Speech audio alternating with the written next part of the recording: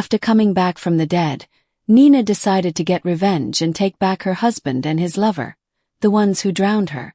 The late wife had a surprise ready for them, one that made love the last thing on their minds. Lo, behind every smile in a family photo, there can be a whole hidden drama. Today we'll learn the story of people whose lives changed in an instant. Nina woke up that day with a special feeling, as if the whole world around her was glowing with a warm golden light inside. 20 years ago, on a rainy October day just like this, she stood in a white dress in front of the altar and promised Oleg to love him until death. Who would have thought back then those words would be so true? She stretched in bed, enjoying the warmth under the blanket, and turned to her husband. Oleg lay on his back, staring at the ceiling, his face like someone trying to solve a hard math problem. The wrinkles around his eyes had deepened over the years, and his hair at the temples had turned gray, reminding them that their youth was far behind. "Good morning, my dear," Nina whispered, kissing his cheek. "Do you remember what day it is today?" Oleg jumped slightly, as if her voice brought him back from somewhere far away where his thoughts had been wandering. "Of course I remember, sunshine," he said, but his smile was like an actor who forgot his lines and was trying to improvise. 20 years. Who would have thought time would fly so fast?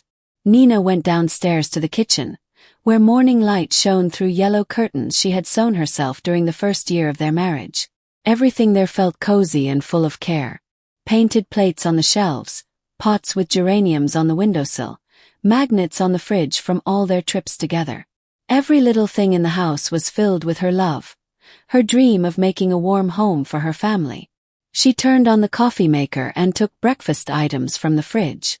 Her hands moved in a familiar automatic way, following a morning routine she had learned by heart over the years. But today, every movement held a special gentleness, a special love. Because today was their day, the day of their love that had gone through all trials and had only grown stronger. Oleg came downstairs, already dressed in a sharp gray suit she had bought him for his last birthday. He sat at the table and buried his face in his phone.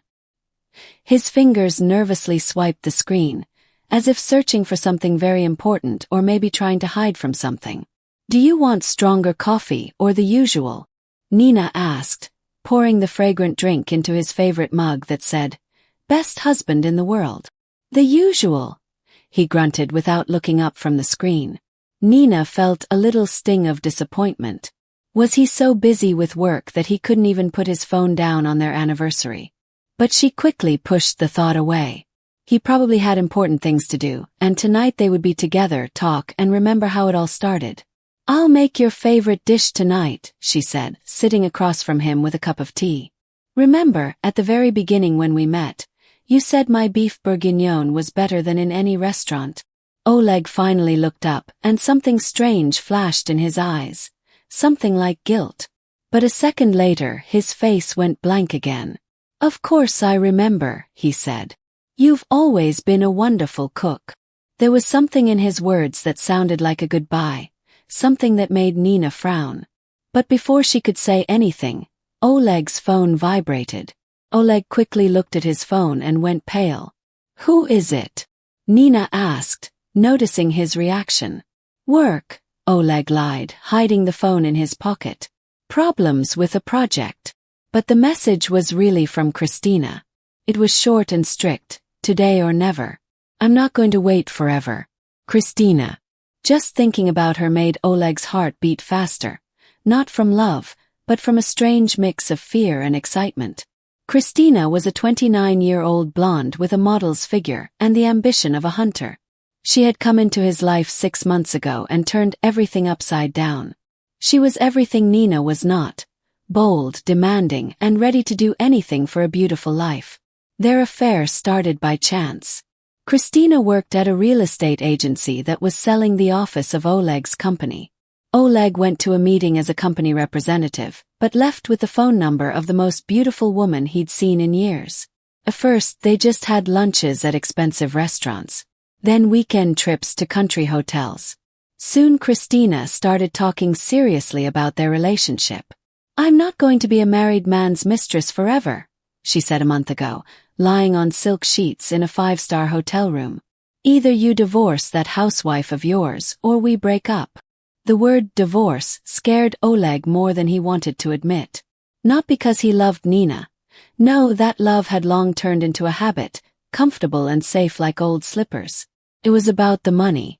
All the family property was in Nina's name. The house, the cars, and their savings. If they divorced, he'd get at most half, maybe less if Nina hired a good lawyer. What if Christina was just waiting, playing with her platinum hair? What if a divorce wasn't needed at all? What are you talking about? Oleg asked. But deep down, he already knew where this was going. Accidents happen every day, Christina said, looking him straight in the eyes. People drown, get in car crashes, fall down stairs. And then the loving husband gets all the inheritance. No courts, no lawyers. That idea stuck in Oleg's head like a thorn. At first, he pushed it away, horrified that he could even think about such a thing. But Christina was persistent, and every day her arguments sounded more convincing. Nina wasn't young anymore. Her heart was weak after last year's work stress. If something happened, no one would ask too many questions. Now, sitting at breakfast across from his unsuspecting wife, Oleg felt sweat on his forehead. Today had to be the day, today on their anniversary. Christina insisted on that date, saying it would make everything more dramatic. You seem sad today, Nina said, covering his hand with hers. Does our anniversary upset you so much? Her touch burned him like hot iron. For a moment, he wanted to tell her everything, fall to his knees, ask for forgiveness and help to escape this madness taking over his life. But just then, his phone vibrated again, reminding him of Christina and her ultimatum. No, it's nothing, he said, pulling his hand away. Just a lot of work. But tonight, I'll be all yours.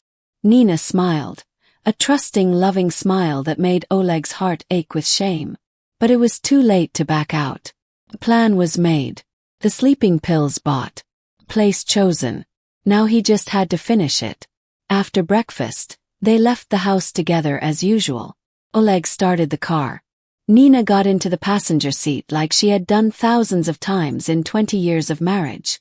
She wore a gray coat that showed off her still slim figure and a dark blue scarf he gave her last March 8th. See you tonight, my dear, she said as she got out in front of the office building where she worked as chief accountant. And don't forget, we're celebrating today. Oleg watched her walk to the entrance. Her walk was so familiar, so dear. She didn't have Christina's wildness, but something else. Reliability, loyalty, a readiness to always be there. Maybe that was real love, but the thought came too late. At the office, Nina immediately threw herself into work, but her co-workers didn't let her forget the special day. Marina from the next department brought a bouquet of chrysanthemums, and Sergei Vasilyevic, their director, warmly congratulated Nina on their anniversary. 20 years is a big deal, he said, giving her a fatherly pat on the shoulder. Marriages like that are rare these days. We always knew Oleg and I were made for each other, Nina replied. Her voice was so sure that people around her smiled. During lunch break, Nina went to a jewelry store in the nearby mall. She had been eyeing gold cufflinks with small emeralds for a long time. Emerald was the stone of their wedding, their happiness. The salesgirl, a young woman with long fake eyelashes, wrapped the gift in a pretty box with a golden ribbon. Is this a gift for your husband? She asked with a professional smile. Yes, today is our wedding anniversary, Nina said. Just saying those words made her feel even warmer inside. 20 years. The salesgirl raised her hands. You're so lucky. These days, men only think about young girls. Those words touched something painful inside Nina. Could she and Oleg have problems like that? No, that's nonsense. Oleg might be distracted, busy with work, but he would never betray their love. Meanwhile, Oleg sat nervously in a cafe meeting in the city center, twisting a cold cup of coffee in his hands. Christina was late, as usual, and every minute waiting felt like torture. He had read the menu 3 times but hadn't seen a single line when she walked in. Christina wore a white coat that cost more than Nina spent on clothes in 6 months. Her platinum hair was in a neat bun, and her makeup looked like a professional had done it. She looked like the kind of woman who never washes dishes, never does laundry, never makes breakfast for her husband before work. And that was exactly what attracted Oleg, the promise of a different life, free from chores and family duties. "You look very pale, dear," Christina said, sitting opposite him and looking critically at his face. "Are you really scared of what we're planning?" "This is murder, Christina," Oleg whispered, looking around. "We're talking about killing my wife." "We're talking about your freedom," she corrected, pulling a small bottle of capsules from her purse. "And our future. Or do you want to stay with your housewife forever?" Christina said the word housewife with such disgust, as if it was something shameful. Oleg wanted to argue, to say Nina worked, that she was a wonderful woman, but the words got stuck in his throat. If he defended Nina now, Christina would see he wasn't ready to go all the way. "This is a very strong sleeping pill," Christina explained, pouring capsules into his hand. "3 in a glass of wine, and she'll fall into a deep sleep. You can move her without fear she'll wake up. And in the cold lake water, she won't swim up." The lake, Oleg thought. He knew the place since childhood.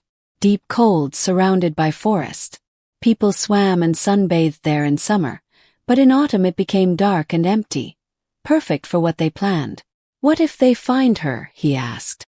"In October, no one goes to the lake," Christina waved him off. "And if they find her in spring, they'll say she slipped and fell. An accident. That's all. You'll get the inheritance, we'll get married, and live happily." She said it so easily, like planning a Sunday walk, not someone's death. Oleg hid the capsules in his jacket pocket. They felt as heavy as lead bullets. "After dinner," he said, "when she's relaxed and has had wine, I'll say we're going to the lake to watch the sunset." "Good job," Christina said, leaning across the table to kiss him on the lips. "Soon we'll be free." Oleg went back to the office but couldn't work. He sat at his desk, imagining how in a few hours he would carry unconscious Nina to the lake. His co-workers asked him questions a few times, but he didn't answer properly. Finally, the director sent him home, thinking he just felt sick. At home, Nina was already busy in the kitchen. She took out the best porcelain set from the cabinet, the one his mother had given them for their wedding. She spread a white embroidered tablecloth on the table and lit some candles. The smell of beef bourguignon filled the whole house, mixing with the fresh flowers she put in a crystal vase. "You're early today," she said without turning from the stove. "Dinner is almost ready." Oleg stood in the kitchen doorway, watching his wife. Nina wore that same blue dress she only wore for special occasions. It wasn't very fashionable or expensive, but it suited her. After 20 years, she hadn't changed much, just a few wrinkles by her eyes and some gray strands in her chestnut hair. She was still a beautiful woman who could find another man if she wanted. But she chose him, stayed with him, loved him even when he didn't love himself much. "I bought you a gift," Nina said, wiping her hands. "An apron. Want to see it now or wait until dessert?" "Let's wait," Oleg replied, and his voice sounded strange even to himself. They sat at the table, and Nina lit the candles. The soft light made her face look almost young again, reminding him of the day they got married. Young in love, full of hope for a happy future. "To us," Oleg said, raising a glass of red wine. 20 years. "To the love that made these years the happiest of my life," Nina added. They clinked glasses, and the sound of crystal ringing in the quiet kitchen sounded like a funeral bell. Nina took a sip of wine and smiled. "Remember our first anniversary?" she asked. "We were so poor, we celebrated in that tiny one-room apartment.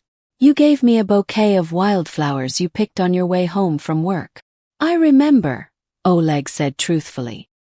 He remembered that night, how they danced to an old tape player, how they made plans for the future, how they believed everything would work out. "And now we have everything," Nina continued. "A house, a car, jobs. We're only missing children, but maybe it's not too late." They had tried to have a baby for the first 10 years of their marriage but couldn't. The doctors shrugged. Tests were fine, but pregnancy never came. Then they accepted it and decided they had each other. Now Nina spoke of it again. Her voice was full of hope, and it turned Oleg's insides upside down. "Yes, maybe," he said, his hand trembling as he pulled capsules from his pocket. The moment was special. Nina was busy putting meat on plates and didn't see how he poured the contents of 3 capsules into her glass. The white powder dissolved in the dark wine without a trace, as if it was never there. "Let's drink again," Oleg suggested. "To our future." Nina raised her glass and drank it down, then took out a beautiful box and handed it to him. "This is for you, my dear." Oleg opened the box and saw gold cufflinks with emeralds. They were beautiful, expensive, chosen with love. But to him they felt like a tombstone. "Thank you," he said. "They're wonderful." "Emerald is our stone," Nina said, her voice already sounding sleepy. "The stone of loyalty and love." Half an hour later she sat at the table, resting her head on her hand, her eyes slowly closing. The sleeping pills worked quickly and perfectly. "I'm really tired," she mumbled. "Maybe I was too nervous today." "Yes, get some sleep," Oleg said, standing up from the table. "I'll clean up here." But instead of helping her to the bedroom, he picked her up when she lost consciousness completely. Nina wasn't very heavy, but the way to the car felt endless to him.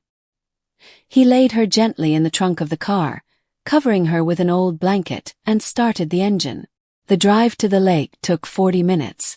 During the whole trip, Oleg tried to convince himself he was doing the right thing, that he had no choice, and that Nina was to blame for standing in the way of his happiness. But these thoughts fell apart like a house of cards every time he remembered her smile at dinner, her words about love, the carefully chosen gift. At the lake, Christina was waiting for them. She stood by the water in a long black coat, and in the car's headlights, she looked like an angel of death. "Finally," she said as Oleg turned off the engine. "I started to think you changed your mind." "No," Oleg answered, though it was a lie. He had changed his mind hundreds of times during those 40 minutes, but it was too late to stop now. They pulled Nina out of the trunk. She was unconscious but breathing evenly. Her face in the moonlight looked calm, almost happy. For the first time that evening, Oleg really looked at her face, and what he saw almost made him stop. Even in her sleep, Nina was smiling like she was having a nice dream. Maybe about their wedding, their honeymoon, or just a normal evening at home. "Come on," Christina urged. "The longer we wait, the more chance someone will see us." Oleg picked up his wife and took a step toward the water. Nina was warm and alive, her head resting on his shoulder like it did when they were young and happy. One more step, and the water would reach his knees. One more step, and he would let her go forever. But at the last moment, something inside him rebelled. He couldn't do it. He couldn't kill the woman who had loved him for 20 years, cared for him, and believed in him. Christina was beautiful and desired, but what did she know about love? Real love. Love that asks for nothing in return, that's ready to forgive and wait. "I can't," he said, turning back toward the shore. "What do you mean you can't?" Christina grabbed his sleeve. "We planned this. You promised." "I'm not a killer," Oleg said. "And I don't want to become one." Then Christina did something he didn't expect. She suddenly pushed him hard in the back. He lost his balance and dropped Nina into the water. She fell with a dull splash and began to sink. "It's too late to change your mind now," Christina said coldly. "Either you finish it or they'll charge you with murder." Oleg stood waist-deep in the icy water and watched the only person who ever truly loved him disappear under the surface. He understood he had just lost not only his wife but also himself. Then he rushed to the shore without caring where he stepped. The lake water was black like ink and cold as death. It burned Nina's lungs when she tried to breathe underwater. The sleeping pills still fogged her mind, but the icy shock woke her body up to fight for life. Where was she? What was happening? The last thing Nina remembered was dinner at home, the candles on the table, Oleg's smile. Now there was only darkness and cold that chilled her to the bone. Her arms and legs didn't respond. Her body felt strange, but deep inside, a simple animal thought flashed. I need to swim up. I need to breathe. Maxim had been fishing at the lake since 4 a.m., like he did every weekend for 15 years. Fishing wasn't just a hobby. It helped him clear his mind and take a break from endless interrogations, reports, and human tragedies that were part of his work in the investigation department. Here, on the lake's shore, in the early morning quiet, he could just be himself. A splash in the water made him lift his head from his fishing rod. Strange. The lake was usually empty this time of year, and the sound was too loud for fish or water birds. Maxim listened closely and heard something else. Faint splashes like someone moving in the water. Hey! He shouted into the dark. Is someone there? A weak moan answered, barely heard over the sound of the waves. Without thinking, Maxim jumped up, grabbed a lifebuoy and a flashlight, and ran to the water. In the flashlight beam, he saw a woman's head a few meters from the shore, rising above the surface then sinking again. Maxim was a good swimmer when he was young. He even trained in a sports club. But the lake's water in October was so cold that it took his breath away as soon as he stepped in up to his waist. When he reached the drowning woman, he grabbed her under the arms and pulled her to the shore. Hold on, he said, feeling her body hanging completely limp in his arms. They were almost there. On the shore, he laid her down on the sand and leaned close to her face. She wasn't breathing. Maxim turned her on her side, patted her back to help water come out of her lungs, and then started doing mouth-to-mouth resuscitation.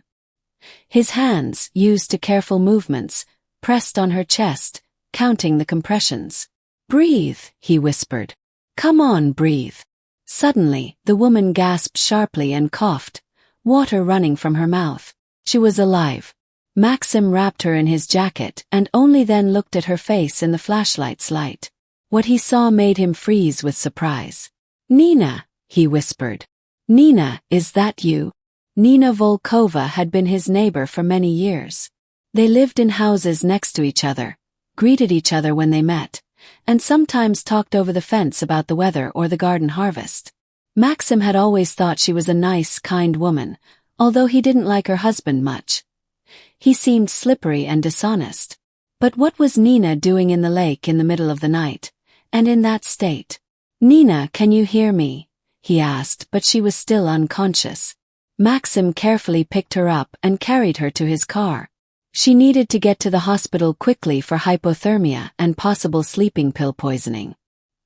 He noticed the familiar smell from her mouth and didn't know how much water got into her lungs. Every minute counted. On the way to the hospital, Maxim thought about what had happened. Suicide. But Nina didn't seem like someone who would do that. Accidents. Also unlikely. What could have made her go to the lake at night in that condition? There was only one other option, the worst but most likely for an investigator. Someone wanted Nina to drown. Where did you find her? The doctor asked when Maxim brought Nina into the emergency room. In the lake, she was drowning, Maxim said. Looks like sleeping pill poisoning and severe hypothermia. The young doctor with tired eyes quickly examined her and nodded to the nurses. To the ICU, he ordered. We'll pump her lungs. Maxim stayed in the hospital corridor, not really knowing why. He could have left, filed a report the next day, but something kept him there.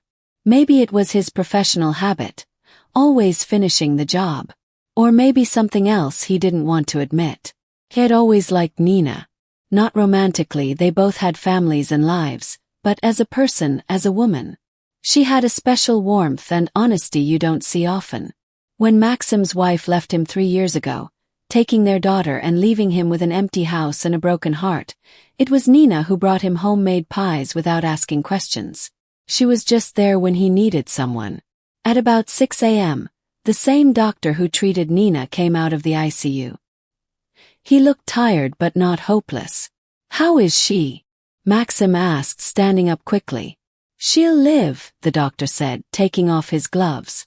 You were lucky to find her so fast. 10 more minutes in the water, and it would have been too late. There's a high dose of sleeping pills in her blood, but we washed her stomach and gave her 4 fluids. The main thing is to avoid pneumonia. Can I talk to her? Maxim asked. She's still unconscious. But if you're a relative or neighbor. I'm the one who found her, Maxim said. Better to wait then. Until around noon. Her body needs to recover. Maxim went home, took a shower, changed clothes, and went to the police station to file a report about the incident. The officer, an older man with an indifferent face, took the report without much interest. She fell drunk into the lake, he said without looking up from the paper. It's autumn, leaves fall. Sometimes it's not alcohol but sleeping pills. Maxim objected. And it was a big dose. Maybe she took it herself, then went for a walk. People do strange things under pills. Maxim realized the conversation was useless. The police liked simple answers and didn't want to look deeper. But something inside him didn't agree. There were too many strange things about this story. At noon he went back to the hospital. Nina was awake now, lying in a shared room, connected to N4. Her face was pale like a hospital sheet, but her eyes were clear. Maxim, she whispered when she saw him. You saved me. Yes, he said, sitting down next to her bed. How do you feel? Like I was hit by a truck. Nina smiled weakly. But I'm alive. Thank you. Nina, what happened? Maxim asked quietly so the other patients in the room wouldn't hear. What were you doing by the lake at night? Nina closed her eyes, trying to remember. Her memories came back in pieces like broken film clips. We were having dinner at home, she said slowly. Yesterday was our wedding anniversary. 20 years. I was cooking his favorite dish. We drank some wine. Then I felt very sleepy. I thought I was just tired. And after that, I don't remember. Nina frowned. I only remember that it was very cold and I couldn't breathe. Before that, Maxim, I think Oleg was carrying me somewhere. But maybe that was just a dream. Maxim felt something cold move in his chest. Oleg, Nina's husband, that slippery man who never looked anyone in the eye when he greeted them. Nina, where is your husband now? Maxim asked. Does he know you're in the hospital? I don't know. Nina tried to sit up in bed but was too weak. What time is it now? He must be very worried. It's 12 noon. Tuesday. Nina's eyes opened wide. But yesterday was Wednesday, our anniversary. How long have I been? Yesterday was Monday, Maxim said softly. You were unconscious for almost a whole day. A nurse came into the room, a kind but strict woman around 50 years old. The patient needs rest, she told Maxim. Are you a relative? A neighbor? I saved her. Thank you very much, the nurse said. She checked the 4 and wrote something in the chart. She needs to rest now. Come back tomorrow. Maxim stood up, but Nina grabbed his sleeve. Wait, she whispered. You said you found me in the lake. What's the news? Are people looking for me? Maxim didn't answer right away because he hadn't heard any news about a search for Nina Volkova. Not on the radio, TV, or online. It was like she had disappeared and no one cared. I haven't heard anything, he said carefully.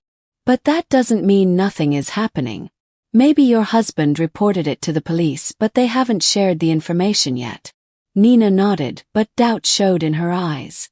Maxim left the hospital feeling heavy inside. Something was wrong. Very wrong. At home, he turned on his computer and searched for information about Nina Volkova. Social media, news sites, missing person reports. Nothing. It was like she vanished into thin air, and no one noticed. Maxim decided to try something else. He knew where Oleg worked, at a construction company downtown. Officially, it was just a neighbor's visit to share good news. The company's office was in a modern business center made of glass and metal. Maxim went up to the right floor and told the receptionist he wanted to see Oleg Volkova for a personal matter. Who are you? The woman asked, looking critically at his jeans and jacket. A neighbor. I have good news for him. After a few minutes, Oleg appeared. He didn't look like a man whose wife had been missing for 2 days. His suit was neat, face clean-shaven, eyes not red from lack of sleep. He looked like everything was fine. "Maxim," Oleg said, extending his hand for a shake. His hand was dry and calm. "What happened?" "I found your wife," Maxim said, watching Oleg closely. There was no joy or relief on Oleg's face, only slight surprise and something that looked like disappointment. "Found her," Oleg repeated. "Where?" "She was drowning in the lake. Now she's in the hospital but alive." Oleg went pale for real, fear flashing in his eyes. "In the lake," he whispered. "But what was she doing there? I hoped you could explain. There's a lot of sleeping pills in her blood. And why aren't you looking for her? Why isn't there a police report?" "What do you mean there isn't?" Oleg tried to calm himself. "Of course I did," Oleg said. "I filed a report Monday morning when I found out she wasn't home." "To which police station?" Maxim asked. "To the central one." Oleg hesitated. "The officer accepted the report." "Yes." Maxim nodded, but he knew it was a lie. He had already checked the central station first. There was no report about Nina Volkova missing. "All right," Maxim said. "Then to the hospital. Is your wife waiting for you there?" "Yes, of course." Oleg nervously fixed his tie. "I'm going now." "To which hospital?" Maxim gave him the address and left. Through the window, he saw Oleg take out his phone and make a call. The conversation was short but very emotional. Maxim couldn't hear the words, but Oleg's gestures showed he was angry and yelling. That evening, Maxim went back to the hospital. Nina was alone in her room. They had moved her to a private room. She looked better but her eyes seemed lost. "Has your husband visited?" Maxim asked. "Yes." Nina turned her head toward the window. "He came. He was so happy I'm alive. He brought flowers and said he couldn't stop worrying. But something's wrong." Maxim looked at her. There was confusion in her eyes. "I don't know what exactly, but something isn't right." He asked strange questions. "What I remember. What the doctors said. Does anyone else know I was found?" "What did you tell him?" "The truth. That I remember little, that the doctors said it was sleeping pill poisoning, and that you saved me." After that, he got very nervous. Maxim sat down on the chair by her bed. What he was about to say might sound crazy, but he had to say it. "Nina," he said quietly, "have you thought that your husband might have something to do with what happened to you?" Nina suddenly turned to him. "What do you mean?" "He didn't file a missing person report. I checked all the stations. He never looked for you. And when I told him you were alive, he didn't feel happy. He was scared." "That's impossible," Nina whispered. "Oleg can't be. We love each other. Yesterday was our anniversary." "Day before yesterday," Maxim corrected gently. "And think, why would you go to the lake at night in that state? Who could have taken you there?" Nina closed her eyes. Her face showed she was trying to remember something terrible. "He was carrying me," she whispered. "I remember now. Oleg wasn't carrying me to the bedroom. He was carrying me to the car. Then there was the ride and I couldn't open my eyes or move. And then the cold water." Tears ran down her cheeks. "Maxim, he wanted to kill me. My husband wanted to kill me." The cemetery was covered in thick October fog, making everything feel unreal. Black umbrellas swayed like giant crow wings over the few mourners. Oleg stood by the fresh grave in his expensive black suit. Tears ran down his face so convincingly that even he almost believed his own act. "Nina was a wonderful woman," the priest said. "A faithful wife and a caring friend. The Lord called her too soon, but we must remember death does not separate loving hearts." The coffin slowly lowered into the ground. Oleg watched, thinking how easy it was to fool everyone. Just tell the story right. His wife disappeared on Monday. Found in the lake that evening. Pneumonia developed 2 days later and quickly took her life. The young, overworked investigator didn't dig deep. Oleg played the grieving husband so well that no one suspected a thing. A small sum paid through acquaintances sealed the case. It really was a tragic accident. "Condolences on your loss," said Nina's co-workers, neighbors, and distant relatives. "Thank you," Oleg answered, pressing a handkerchief to his eyes. "It's very hard for me. We loved each other so much." Inside, the man was scared to believe his luck. He thought Nina would survive, but the pneumonia saved him. Christina stood away by a black SUV, wearing dark glasses and an elegant coat. She didn't come to the grave or offer official condolences. Just a family acquaintance who happened to be at the funeral. But Oleg felt her eyes on him and knew she was pleased. The plan had worked perfectly. Meanwhile, Nina lay in a hospital room, staring out at the gray sky. The doctor said she could be discharged in a few days, but where could she go? Home, where her husband believed she was dead. To friends who didn't even know she was alive. To co-workers who were probably already at her funeral. Maxim managed to convince the doctors to fake her death, so to the world she was gone.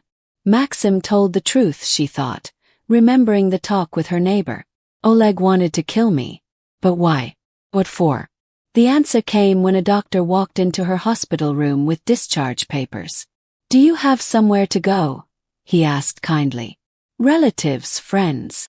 Nina sat up on the bed.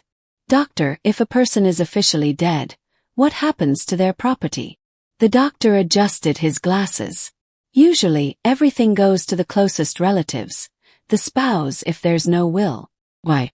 "Problems with inheritance." Nina gave a bitter smile. The problem wasn't the inheritance itself. It was that all her property was now going to the person who tried to kill her. The house, the car, her savings, the business. Everything she had built over the years belonged to Oleg. That evening, Maxim came to the hospital with a bag of homemade food and fresh newspapers. "How are you?" he asked, sitting in his usual spot next to her bed. "They're discharging me tomorrow," Nina said. "Maxim, I've been thinking. If Oleg thinks I'm dead, maybe I should keep it that way for now, not show up. Let him believe his plan worked. Meanwhile, I'll try to figure out what's going on. Why did he do it? Who helped him?" Maxim nodded. As an investigator, he understood the logic behind that choice. If you scare the criminal too soon, you might lose important evidence. "I have an idea," he said. "Live with me for now. The house is big, there are plenty of rooms, and I'll help you sort this out." "But is that right?" Nina asked. "It's the right thing," Maxim said firmly. "You can't be alone right now, and I'll feel better knowing you're safe." Nina looked at him and felt something close to relief for the first time in those terrible days. She had an ally, someone who believed her and wanted to help. "Thank you," she whispered. "I don't know how to repay you." "Get well first," Maxim said. "We'll handle the rest later." The next day, while Oleg was receiving condolences after the funeral, Nina quietly checked out of the hospital and moved into Maxim's house. He lived in a 2-story house in a quiet neighborhood, inherited from his parents. The house was solid and warm but had felt empty ever since his wife left. Maxim lived alone. "This is your room," he said, showing Nina a room upstairs. "My daughter used to live here when she came for holidays. It's small but cozy. There were children's drawings on the walls, a shelf full of books, and a bed with a plaid blanket." Nina sat on the edge of the bed and suddenly felt all the tiredness she'd been holding in crashed down on her. "Maxim," she said quietly, "what if he didn't love me? What if he just pretended all these 20 years? "I don't know," Maxim answered honestly. "But that's not what matters now. What matters is finding the truth and getting justice." Meanwhile, Oleg and Christina were already settling into the house that had belonged to Nina just yesterday. Christina walked through the rooms like she owned the place, looking critically at the furniture, paintings, and little things. "We need to get rid of all this," she said, pointing at the family photos on the fireplace. "And these flowers on the windowsills, they have to go too. It's all too provincial." "Don't rush," Oleg stopped her. "We have to wait. If I change everything right away, People might get suspicious. Which people? Christina shrugged. Your wife's dead. You're free. You can do whatever you want. Oleg stayed silent. The word dead hit him hard. He tried to convince himself he'd done the right thing, that he had no choice, but his conscience troubled him, especially at night, lying in the bed he'd shared with Nina for 20 years, hearing her voice and breathing, feeling the scent of her perfume. Oh, and about the money. Christina pulled papers out of her purse. I already found a good notary. He'll help us quickly handle the inheritance. And I found an apartment downtown. That's where we'll really live. Oleg took the papers and skimmed through them. The sums were big. Nina was richer than he thought. Her savings, insurance, shares in the business, all now his. What about her job, he asked. I called her boss. Christina smiled proudly. I told them you're too grief-stricken to deal with work. They're very understanding and ready to give a good compensation to the family. Oleg nodded but felt a knot inside. Christina talked about Nina's death so easily, like Nina was not a living person but an obstacle finally removed. I think in about a month we can announce we're together, Christina continued. Say we met at a support group for widowers. Romantic and touching. Widower support group. Oleg frowned. Yes, they really exist. I checked. A grieving widower meets a kind woman who helps him deal with his loss. It's the perfect story for the public. Nina sat by the window in Maxim's house, looking across the street at her own home. From Maxim's bedroom, she could see her kitchen, living room, and bedroom clearly. She watched people moving around inside. His mistress. Yes, she recognized the blonde woman in the white coat. Since that terrible night by the lake, she had been taking things out of the house, while Oleg talked on the phone. Who is that woman? Nina asked Maxim when he brought her tea. I don't know, he said. But she's been there for 3 days, acting like the owner. His mistress, Nina said bitterly. Now I understand why he wanted me dead. He wanted a new life, with my money. We'll prove it, Maxim said firmly. I have friends in the police and the prosecutor's office. We'll find the evidence. And if we don't, Nina turned to him. Then what? I'll keep living under a fake name, and he'll enjoy life with my money. We will find it, Maxim repeated. We will, no matter what. But deep down he knew it wouldn't be easy. A week had passed, the trail was cooling down, and officially Nina Volkova was dead. Legally, coming back from the dead was a long and difficult process. That evening, Maxim sat in his office going over the case files. Officially, the case was closed, an accident simple as that. But something bothered him. Everything happened too fast, too clean, like someone planned it all in advance. Nina came into the office. Can I ask you something? Of course. What if we let them think they're safe? Let them believe everything went smoothly, while we gather proof. And then, Nina's eyes flashed with a strange light. Then I'll rise from the dead and give them a surprise they won't forget. Maxim looked at her and realized this woman was stronger than she seemed. Her husband's betrayal didn't break her. It made her stronger. From a trusting housewife, she was becoming someone else, someone ready to fight for justice by any means. I have a plan, Nina said. But I need your help. I'm listening. Let's watch them. Find out who that woman is, how long their affair has lasted, if they have helpers. And when we have enough information. What then? Nina smiled. A sharp, fierce smile Maxim hadn't seen before. Then I'll show them what real fear means. They wanted me gone. Perfect. I'll become their ghost. The ghost that knows all their secrets. The next day their surveillance began. Maxim took time off in bits. Nina sat by the window with binoculars he brought from his hunting gear. They made schedules of visitors, wrote down car numbers, and photographed everyone who came to the house. The picture was interesting. Christina received a man in an expensive suit, probably a lawyer or notary. Oleg went to the bank several times. People came to the house and took things out, probably Nina's belongings. They're selling my things, Nina said. watching strangers load her favorite armchair into a car. They didn't even wait. "That's good," Maxim said. "The more careless they are, the more clues they leave." But the most shocking discovery came that evening. Nina watched through binoculars as Oleg and Christina ate dinner in her dining room, sat on her couch, and kissed in her bedroom. Then she saw something that made her blood boil. Christina was wearing her dress, the blue dress Nina wore on special occasions, the one she wore at their last dinner together. "Maxim," she called, eyes glued to the binoculars. "Look at this." Maxim took the binoculars and squinted. "What nerve," he said. "She's in your dress." "That's not just nerve," Nina gritted her teeth. "It's mockery. They didn't just kill me. They're erasing me from life, replacing me." At that moment, something in Nina broke completely. Until now, she had held on to some illusions, still hoping Oleg would regret it, that it was all a crazy mistake. But now she saw the truth. Her husband didn't care about their 20 years of marriage. He didn't just want to get rid of her. He wanted her completely wiped out, without even a memory left behind. "Well," she said quietly, "then I'll show them that sometimes the dead come back and demand justice." Maxim looked at her and realized the kind, gentle neighbor Nina used to be was gone. In her place was a different woman, a woman who knew the price of betrayal and was ready to pay it. "Where do we start?" he asked. "With a phone call," Nina answered, her voice now carrying a tone it never had before.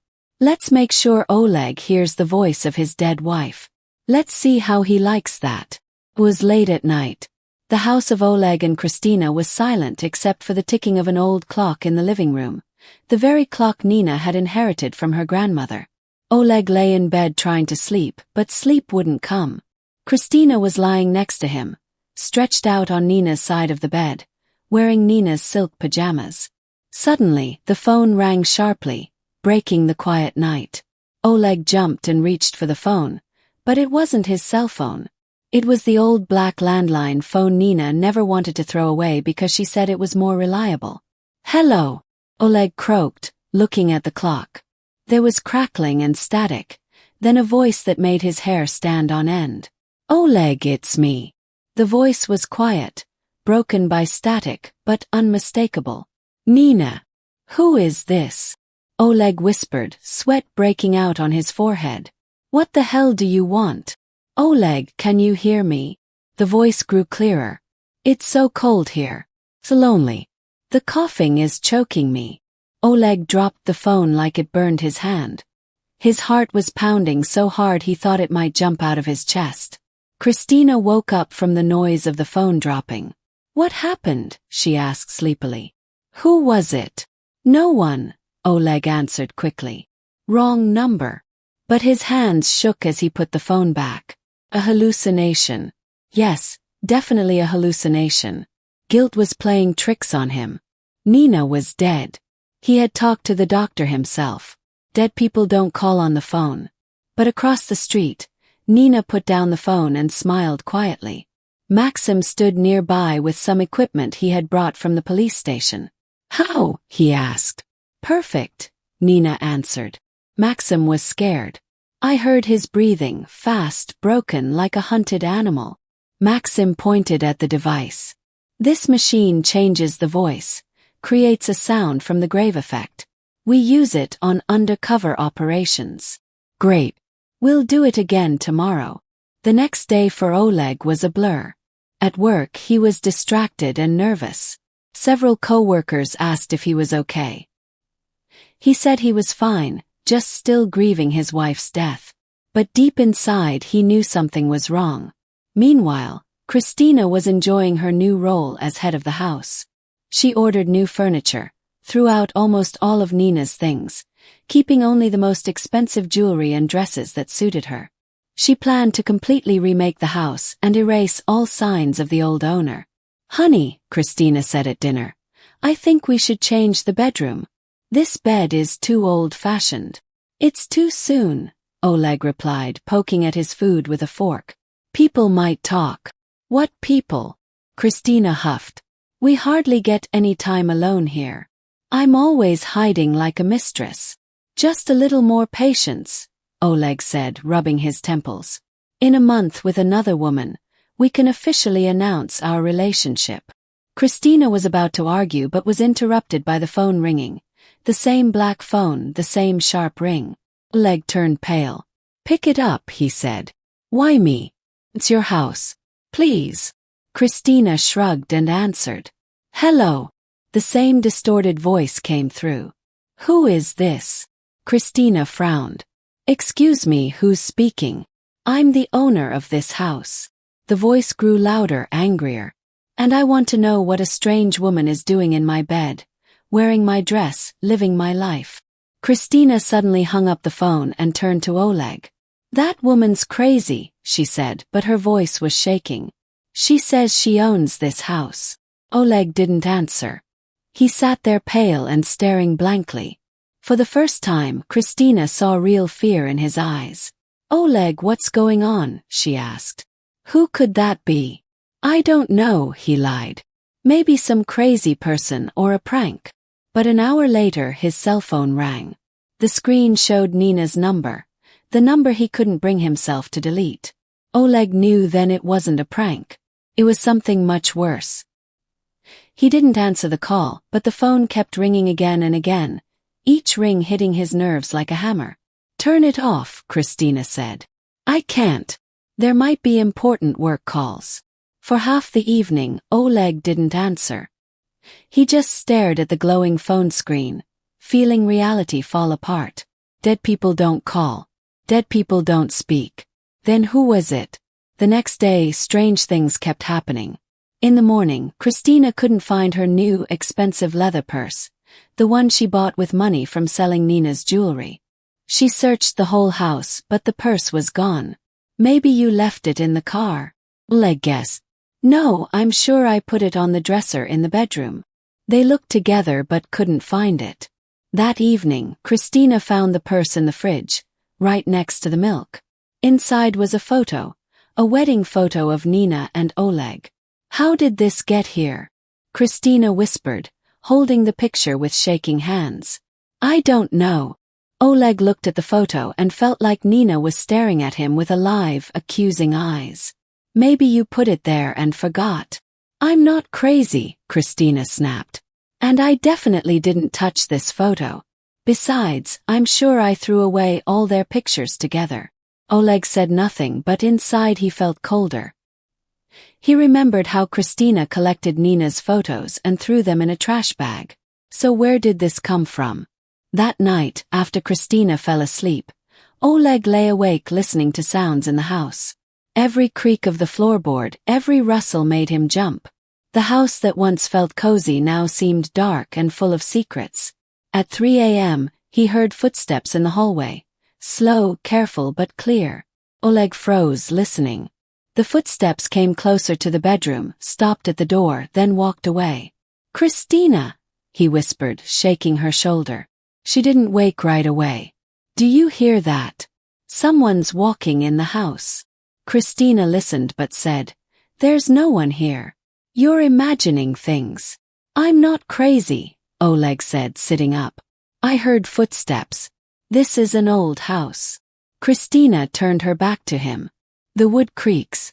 Or maybe the neighbor's cat on the roof. But Oleg knew every sound this house made. He had fallen asleep and woken up here for 20 years. What he heard wasn't the floor creaking. It was footsteps. Footsteps of someone who shouldn't be in this house anymore. In the morning they found a new surprise. Written on the bathroom mirror in lipstick were the words, I see you. The handwriting was familiar. Neat. Feminine with little curls. Nina's handwriting, enough. Christina shouted when she saw the message. I can't take this anymore. Someone's playing games with us, and I don't like it. Calm down. Oleg wiped off the writing with a wet cloth, but his hands shook too. This has to be some psycho. Or maybe the neighbors trying to scare us. What neighbors? Christina was almost hysterical. And how do they get in? We changed the locks. That was true. Right after the funeral, Christina insisted on changing all the locks. She said she didn't want any friends or relatives coming in whenever they wanted. But now it seemed the locks didn't help. Maybe we should get an alarm system, Oleg suggested. Or maybe we should just move out. Christina grabbed his hand. Sell this cursed house and buy an apartment downtown like we planned. It's too soon. It'll look suspicious. Suspicious to who? Your wife is dead. She's gone. She drowned in the lake, caught a cold and died. Nobody cares where you live. Even as she said this, Christina wasn't sure she believed it. Everything happening these days made her doubt that Nina was really dead. During the day, when Oleg left for work, Christina decided to investigate on her own. She carefully searched the house, checked every window and door. No signs of break-in. But then, in the bedroom, while going through the dresser drawers, she found a small box she hadn't noticed before. Inside the box were wedding rings, one for a man and one for a woman. On the inside of the woman's ring was an engraving from Oleg. Forever, forever. Christina whispered, feeling uneasy. She wanted to throw the rings away but didn't dare. Instead, she hid the box back in the drawer. That evening, while having dinner with Oleg, Christina found the woman's ring in her salad plate. Where did this come from? She asked, showing the ring to Oleg. Oleg turned pale. I don't know, he whispered. I thought I threw away all her jewelry. Then throw this one away too. Yes, of course, Oleg said, but when he held the ring, something inside him rebelled. He had put that ring on Nina's finger on their wedding day. Back then they were young, happy, and in love. The future looked bright and full of hope. What if? He started but stopped. What if? Christina asked, watching him closely. What if we rushed things? Maybe we should have waited. Tried to get a divorce. Divorce? Christina jumped up from the table. Are you crazy? We passed the point of no return. Your wife is dead. You killed her. If you start doubting now, we'll both end up in jail. I didn't kill her, Oleg protested. It was you, it was us, Christina interrupted. We planned it, we did it, and now we have to finish it. But even her words didn't sound certain. She was starting to doubt too. Not that Nina was dead, that was impossible. But maybe they could forget everything and live happily. That night, the phone rang every hour. They stopped answering, but the calls didn't stop. In the morning, someone wrote on the fogged bathroom mirror. See you soon. That's it, Christina said, packing her things. I'm going to stay at a friend's hotel.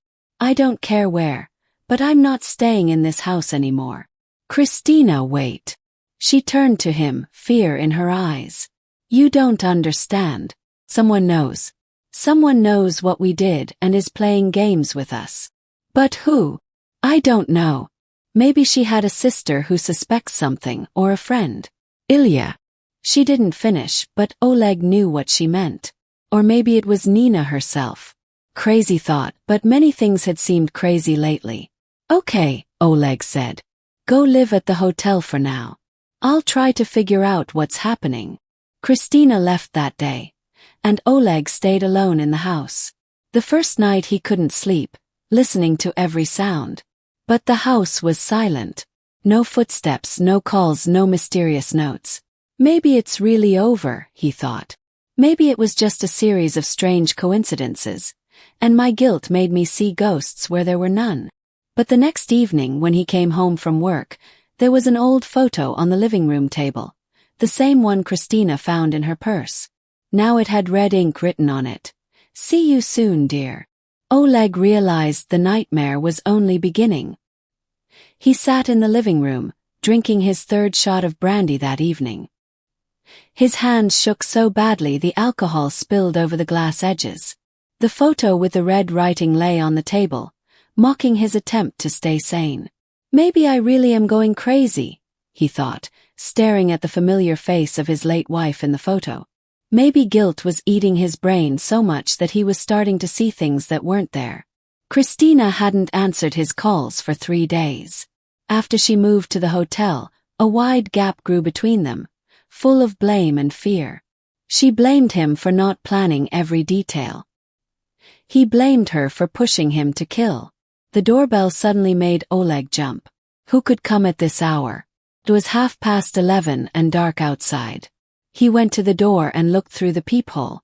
A woman in a dark coat stood there. Her face was hidden in shadow. "Who is it?" Oleg asked without opening the door. "It's me, dear," said a familiar voice. "Don't you recognize your wife?" Oleg's blood ran cold. The voice was Nina's, not distorted by static like on the phone, but alive, real, just as it had sounded during their 20 years together. "This can't be," he whispered. "You're dead. I'm the one who—" "Open the door, Oleg," the voice insisted, growing more urgent. "We need to talk." Oleg's hands moved on their own toward the lock.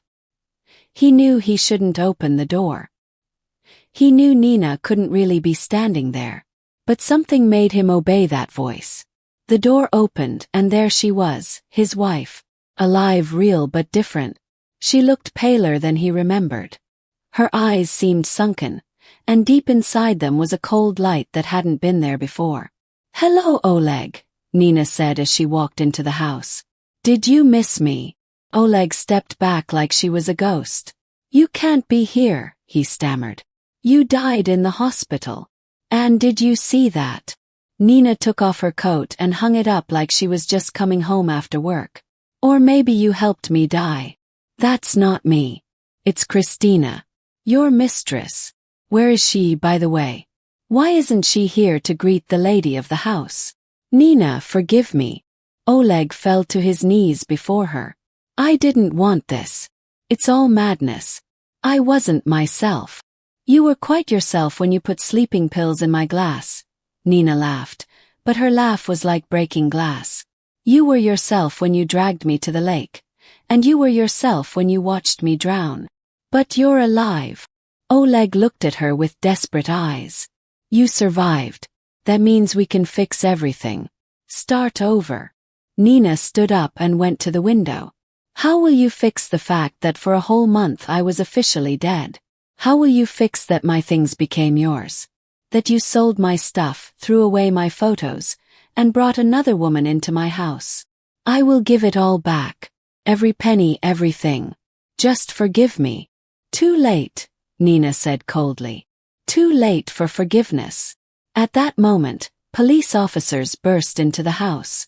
Maxim led the way, followed by several uniformed officers holding handcuffs and papers. "Oleg Volkov," Maxim said formally. "You are under arrest for attempted murder of your wife, Nina Volkova." "What?" Oleg looked confused, looking around. "But she's alive. She's here. That's why you're charged with attempted murder, not murder," Maxim explained, putting handcuffs on Oleg. "We have your confessions on tape, witness statements, and physical evidence." "What confessions? I didn't confess anything." "You did," Nina said, pulling a small recording device from her purse. "Every time I called you on the phone, every time you panicked and told Christina what happened that night at the lake, we recorded it all." Oleg realized he was trapped. For all these days, it wasn't a ghost chasing him. It was his living wife, carefully collecting proof of his crime. "Where is Christina?" one officer asked. "At the Europa Hotel, room 215, Nina answered. "My friend is already going to get her. Investigator Petrova. I met her at the hospital when I was recovering after the incident." Maxim nodded. The plan worked perfectly. A month of watching, recording conversations, gathering evidence. It all paid off. "Nina," Oleg whispered as they let him out. "I really did love you once." "I know," she replied. "But love that can lead to murder is not love. It's possession." 2 hours later, Christina was brought to the house. She looked pale and messy. Her eyes showed a wild fear. When she saw Nina, she froze, as if she had seen a ghost. "That's impossible," Christina whispered. "You're dead. We saw you in the hospital, we saw the show, but not completely," Nina corrected her. "And then you left without being sure of the result. A big mistake. But the funeral. Coffin. An empty coffin," Maxim explained. Officially, Nina Volkova was declared dead. But for the last month, she had been living with me, planning your exposure. Christina tried to pull away from the police. It's him, she shouted, pointing at Oleg. It was his idea. I only helped. He forced me. Forced me. Nina smiled. But who planned the lake? Who brought the sleeping pills? Who pushed him when he hesitated? How do you know? Christina went even paler. I remember more than you think, Nina said. The sleeping pills worked, but not as strong as you thought. I heard your conversation by the lake. I saw you push Oleg. You finished the job. You're lying. We have recordings of your phone calls for the last 6 months, Maxim said. There's enough evidence to put you both in prison for a long time. When the police took the arrested away, silence fell over the house. Nina and Maxim stayed alone in the living room, where they had been secretly watching. How do you feel? Maxim asked. Strange, Nina admitted. I waited so long for this moment, but now I don't feel satisfied. Only tired. That's normal. Revenge doesn't make anyone happy, Maxim said. That wasn't revenge, Nina said. It was justice. They had to be punished for what they did. Now they will be. Oleg will get about 10 to 12 years, Christina a little less. Nina nodded and walked to the fireplace where their photos used to be. Now the shelves were empty. What now? Maxim asked. Now I will live, Nina said. Really live without fear, without illusions, without people who see me only as a tool for their goals. Maxim took a step closer. I want to tell you something I should have said a long time ago. She turned to him. I love you, he said. I have always loved you. If you give me a chance, I will show you what true love is. The kind that protects, not destroys. Nina looked at him for a long moment. There was no selfishness or calculation in his eyes, only honesty and willingness to wait as long as needed. Maxim, she said softly. I need time to heal my wounds, to learn to trust again. But I don't mind trying. He smiled, the first truly happy smile in a long time. I will wait, he said. As long as it takes. The morning sun shone through the window, scattering the last shadows of the past. Nina looked at the golden rays and thought about how life gives second chances. Not to everyone and not always, but sometimes. And these second chances should be treasured. The trial happened 3 months later. Oleg fully admitted his guilt and got 12 years in prison. Christina denied involvement until the end, but there was too much evidence. She got 10 years. On the day of the verdict, Nina felt relief for the first time in a long while. Justice had been served. Those who tried to kill her got what they deserved. That evening, while walking with Maxim along the lake where her life almost ended, Nina realized she was ready to start over, with a clean slate, with a new love. With a man who saved her not only from death but from despair. You know, she said, stopping by the water. I'm not afraid of this place anymore. That's right, Maxim said. This is where your old life ended and a new one began. He was right. Nina Volkova truly died that October night in the cold lake water. And in her place came a new woman. Stronger, wiser, ready to fight for her happiness. And this woman had a whole life ahead of her.